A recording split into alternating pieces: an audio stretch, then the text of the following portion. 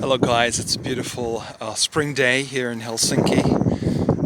Sun is shining, there's no snow, the grass is green, but don't be mistaken, it's the middle of January and there should be like half a meter of snow by right now. It should be freezing cold, but it is very pleasant, so it's a beautiful day. But I'm not here because of that right now. I'm going to the Russian embassy, and this is just around the corner. It's very close. Supply a new visa photo because I made a rookie mistake. I used the old one that they already know, and of course they picked it out, and I made a fool of myself. But the Russians are very nice. They just dropped me an email that I can replace the photo. So this might prolong the process, but I made this for myself, so I cannot blame them. I submitted my application about 2 weeks ago, just before a New Year's Eve.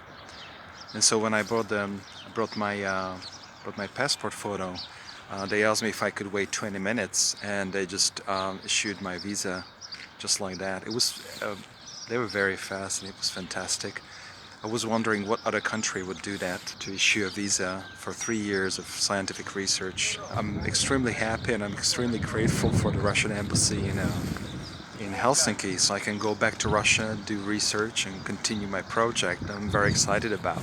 Now I have the visa, so the next steps are getting back to Russia, working the archives, writing the theoretical framework of the project, and hopefully there's going to be a book in some years. Given my speed of progress, it might be just a lot of time. Quality of the scientific work will make it up. So what is a humanitarian visa to enter the Russian Federation? First of all, the purpose of a humanitarian visa is to strengthen or renew academic, cultural, and social political ties, taking part in sports, religious activities, charitable work, cultural activities, scientific activities. So this is a great way to enter the Russian Federation, stay there multiple times, travel extensively, and from a scientific point of view, meet a lot of fellow scientists, establish and extend your scientific network, as well as to carry out research in Russian archives, Russian museums, private institutions. And so there is a single entry, double entry, and multiple entry. And multiple entry is definitely the most interesting version if you want to spend longer periods of time in the Russian Federation. And so a multiple entry can be issued up to 3 years, and this is a great possibility for EU countries. This is free of charge. You don't have to pay any fees at the Russian consulate or in the visa center where you're applying. For other nationalities, there may be some costs involved. I know that for Americans, there is a different type of process and they have to supply different materials. But anyway, if you have a European Union passport, this is a very straightforward process. It's very easy. The most important part of the process is an invitation letter. Well, this invitation letter can come from, officially, it can come from Ministry of Interior, Ministry of Foreign Affairs, but normally, in most cases, this invitation letter will come from an organization based in Russia that has the right to issue such invitation letters. And for most scientists, this will be a university department or a department at the Academy of Sciences or a museum or an archive and so forth.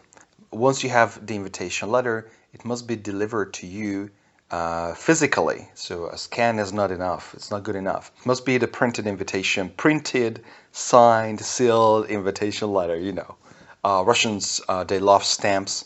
So it has to be the official letterhead, the stamp of the institute, the signature of the head of the institute. You know, it has to look very official.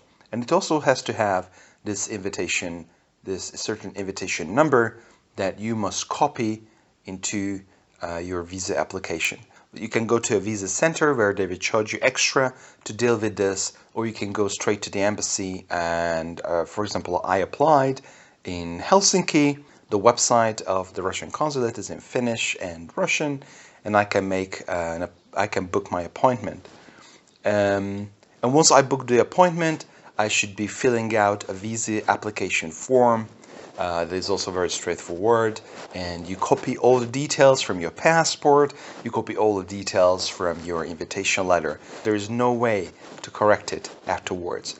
So when you submit your application document online, you have to make sure that all the data is in the correct format.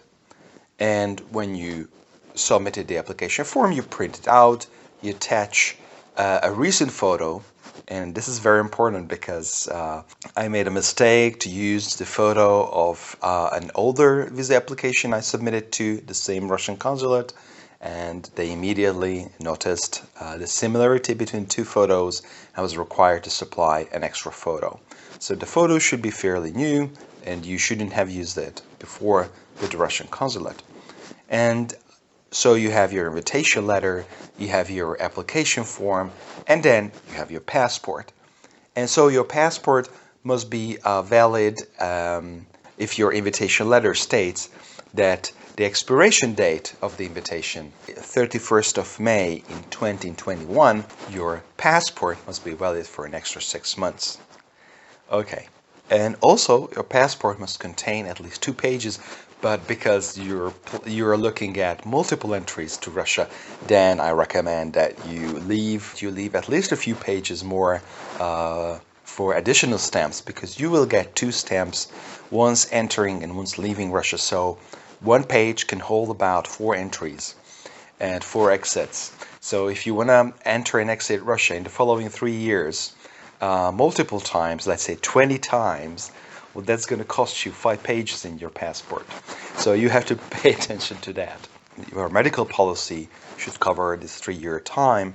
Well, this might be difficult to arrange. Many people have a type of travel insurance that is effective only when they're traveling, and that is covering a certain amount of time when they are traveling. So I supplied documentation I downloaded from the internet, from my insurance company's website, that stated that I have an insurance policy that can support my stay abroad for 60 days. So whenever I enter the Russian Federation, my travel insurance will activate automatically, and it will cover the next 60 days. It was just one of the papers that I needed to supply, but other than that, it seemed to be a minuscule detail. And so they accepted it. And once you have all this, you book your appointment with the consulate or with the visa center. You supply your documents. And so for a multi-entry humanitarian visa, it's supposed to be quite a bit, more than 2 weeks.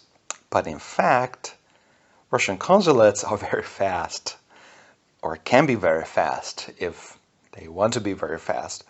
And so you do, in normal cases, at least this was in my case, my visa was issued in a very short period of time, because there was the Russian Christmas. So for me it was more than a week time, but because there was holidays, they didn't work anyway.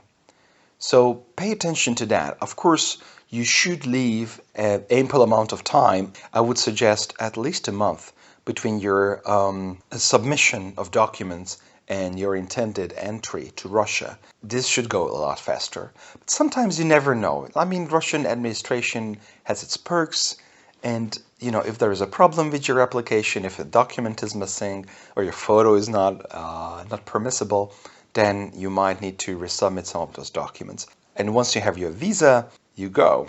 Russia is waiting for you. It's a beautiful country. It's an amazing place. And it's the largest country in the world. So there's plenty to see.